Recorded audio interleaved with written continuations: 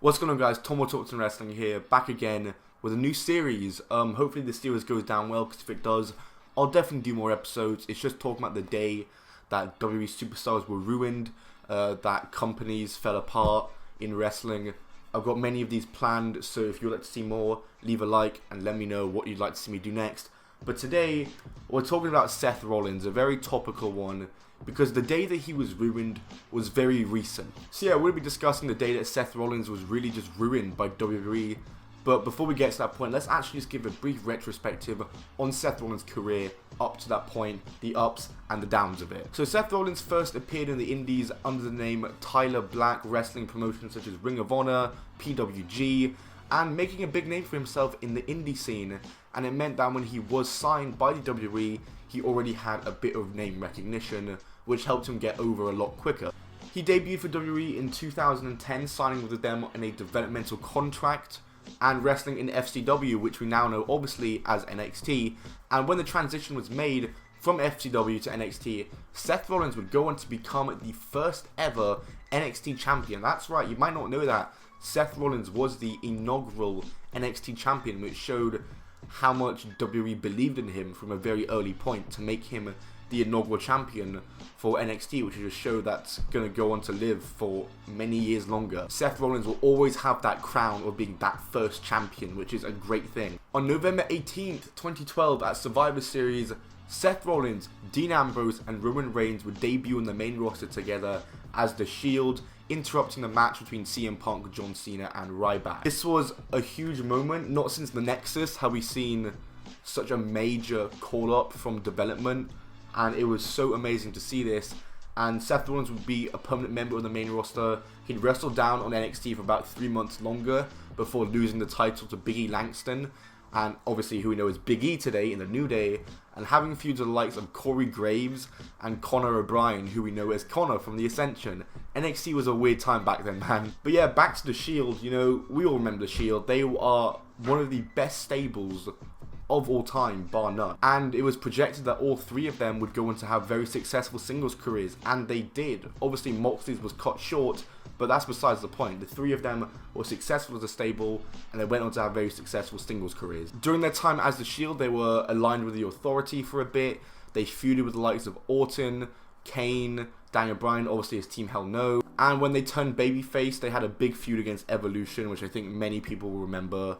That was what really put them over, I think. I think they were already over, but when they beat Triple H, Randy Orton and Batista, like clean twice, you know it's serious. And how can I forget their feud with the Wyatt family? What an amazing match that was at Elimination Chamber 2014. Crazy match. But to everyone's surprise, Seth Rollins was the one that would actually turn on The Shield the night after Payback, after beating Evolution in the Falls Count Anywhere, no disqualification. I don't remember what it was, against Evolution. What a match that was. But Seth Rollins was the first person to turn on The Shield, which I don't think anyone was expecting. I personally was thinking Dean Ambrose was going to be the heel one, or Roman Reigns would be a big brute heel, but it ended up being Seth Rollins. Seth Rollins would go to a feud with Dean Ambrose. He would win the Money in the Bank contract, have a really lengthy feud with Dean Ambrose, including that amazing Hell in a Cell match. He would have that amazing match with Cena and Lesnar at the Royal Rumble, and at WrestleMania 31 in the main event, he would cash in his contract and win the WWE World Heavyweight Championship. And that was kind of where his career peaked. From there, he would feud with Triple H after a babyface turn. And let's just skip to this point now, because we all know what happened with Seth Rollins. He won the Intercontinental Championship a couple of times, the Raw Tag Team Championship, rejoined The Shield, disbanded The Shield, rejoined The Shield, disbanded it again. Complicated stuff. But then, 2019, let's bring you here, the Royal Rumble, Seth Rollins wins it. And he goes on to beat Brock Lesnar in 2 minutes at WrestleMania. And this is where it all starts going downhill. Hopefully you haven't clicked off the video by now because of my rambling and because you all know about Seth Rollins' career already. But let's start talking about where it went downhill. So the first problem that Seth Rollins encountered was his Twitter and his interviews, because his interviews and Twitter tweets were just awful. You know, the Will Ospreay stuff, the interview where he said that Moxley took his ball and went home, you know, really bad stuff there. But I think what really was the catalyst for his career kind of going downhill in terms of how much the fans like him was his relationship with Becky Lynch being made into a storyline. This I did not like, and many people were in agreement with me about not liking it. Seth and Becky are the two biggest stars in WWE right now, and they didn't need to be paired together. They could have easily had their own singles feuds and just done their own thing, and that's what they should have done, but instead they got paired together, and it just seemed so forced. And, you know, the two biggest stars in the company shouldn't be, like, in such a cheesy tag team together, because they really were. I will say, though, that mixed tag at Extreme Rules against Baron and Lacey was actually really good, but other than that, there was really nothing good about this pairing. Now, luckily, they did end the team, and thank God for that. Thank God they ended the team, and then Seth Rollins would go on to re-enter his feud with Brock Lesnar after Brock Lesnar cashed in. But then Seth Rollins won it back at SummerSlam immediately, so a bit pointless. By the way, if you want to see a more detailed video where I talk about the Becky Lynch stuff and his tweets and his Will Ospreay beef, I made a previous video a while ago, you can go check that out. But all of this leads up to where we are now, where he began a feud with The Fiend, Bray Wyatt, who is the hottest character in wrestling, and WWE really backed themselves into a corner here. And because of it, they ruined Seth Rollins, and this is the day that WWE ruined Seth Rollins. I'm going to give my 2 cents on it finally. I was going to post a rant the day after it happened. Here we go. Let's talk about The Fiend versus Seth Rollins at Bray Wyatt. At Bray Wyatt. Oh my god, I meant at Hell in a Cell. I'm an idiot. I can't speak. Let's talk about what happened in their Hell in a Cell match. Seth Rollins and Bray Wyatt had this match. Every time Bray Wyatt was in control, he got so much pop. But the second Seth Rollins took control, got booed. And you could tell that Bray needed to win this. The fans just wanted Bray to win, and he should have won. In fact, the match probably shouldn't have happened in the first place. They really backed themselves into a corner here because they don't want Seth to lose the title going to the draft and didn't want Bray to win it that early. So I understand that, but then why book the match in the first place? Seth Rollins, I kid you not, hit about 20 curb stomps on Bray Wyatt, destroying him with weapons, and he did kick out at 1 each time. But at one point, he actually got a near fall on Bray Wyatt, which I hated, because Bray Wyatt has now nearly lost the match, and I hate that. And the match ended in a DQ. Yes, it was a DQ. I don't care what WWE says. Rollins was disqualified. It wasn't stoppage.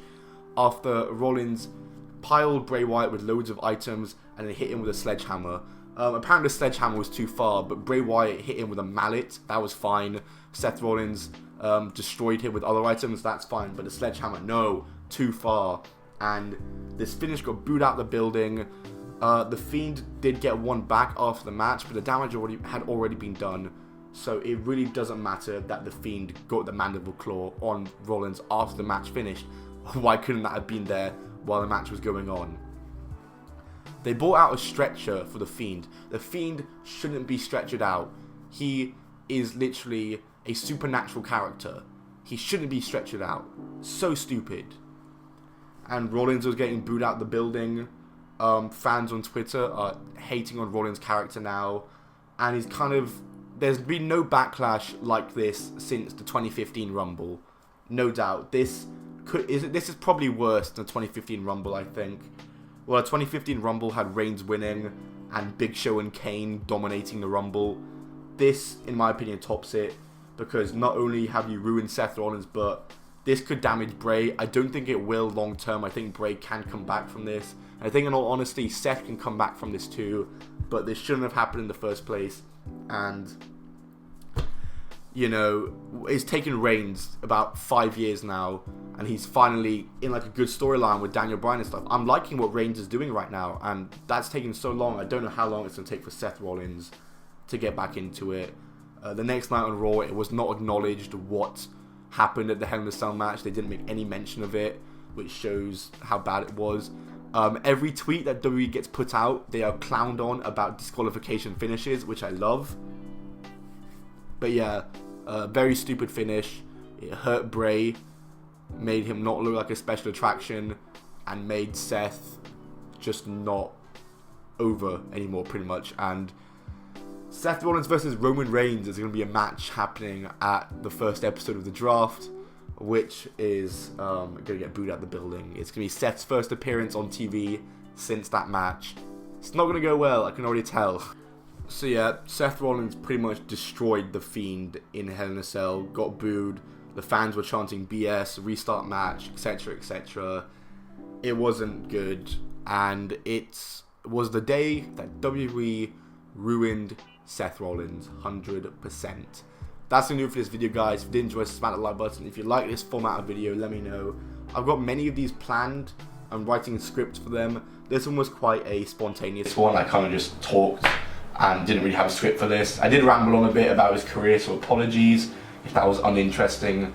But either way, I hope you all enjoyed this video. Goodbye, and keep on rolling.